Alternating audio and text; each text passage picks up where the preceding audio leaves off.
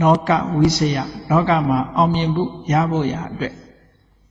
အယမျက်နှာ6ခုလုံခြုံအောင်လုပ်ရအောင်မယ်တဲ့ဟောအယမျက်နှာ6ခုလုံခြုံအောင်လုပ်ရမယ်အယမျက်နှာ6ခုဆိုတာအရှိတောင်အနောက်မြောက်အထက်အောက်ဒီအယမျက်နှာ6ခုဒီလိုခေါ်တာဒါက metaphorical term လို့ခေါ်တယ်တင်စားပြီးတော့ပြောတာငကတိအယမျက်နှာကိုပြောတာမဟုတ်ဘူးတင်စားပြီးတော့အယ6မျက်နှာကကိုယ့်ရဲ့လုံခြုံရေးကိုစီမံဆောင်ရွက်ပါစနစ်တကျလုပ်ပါလို့မြတ်စွာဘုရားကဒီလိုဟောတာအယ6မျက်နှာလူတွေမှာကိုယ့်ရဲ့အရှိဘက်ကလည်းလုံခြုံအောင်လုပ်ရမယ်တောင်ဘက်ကလည်းလုံခြုံအောင်လုပ်ရမယ်အနောက်ဘက်ကလည်းလုံခြုံအောင်လုပ်ရမယ်မြောက်ဘက်ကလည်းလုံခြုံအောင်လုပ်ရမယ်အပေါ်ကလည်းလုံအောင်လုပ်ရမယ်အောက်ကလည်းလုံရမယ်အဲ့ဒီလို6ဖက်6တန်6ဌာနလုံခြုံသွားပြီဆိုလို့ရှိရင်လောကမှာဘယ်တော့မှအရှုံးမရှိတော့ဘူးအောင်မြင်နိုင်တယ်လို့မြတ်စွာဘုရားဒီလိုဟောတာနော်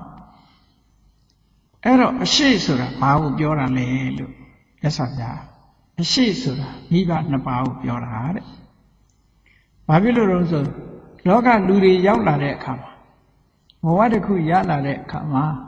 မိဘဟာပထမဆုံးတွေ့ရတဲ့မိတ်ဆွေပဲလေ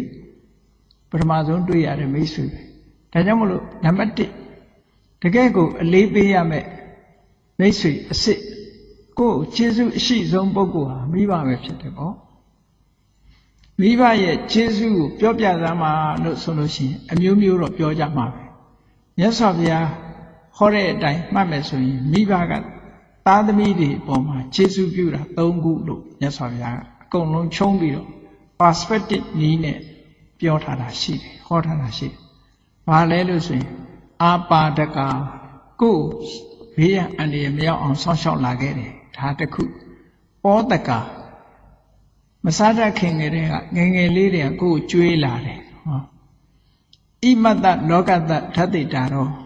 ဒီလောကကြီးကိုလာခွင့်ပြုပြီးတော့လောကကြီးရဲ့အလှပကိုကြည့်ရှုစေတာမိဘပဲ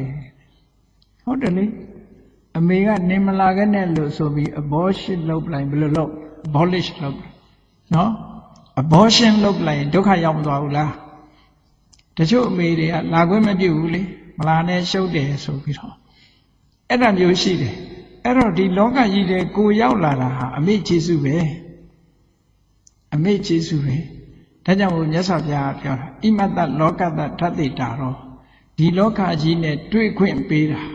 ဝယ်ကမ်းလုပ်တာမိဘပဲ